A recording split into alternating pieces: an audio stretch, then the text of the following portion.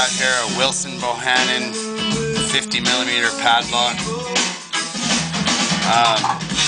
I'm going to use a 308 shell to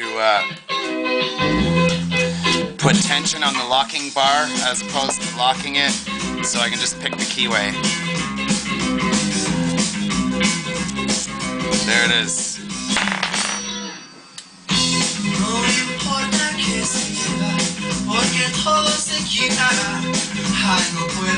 Okay, so we'll stick the 308 in there again.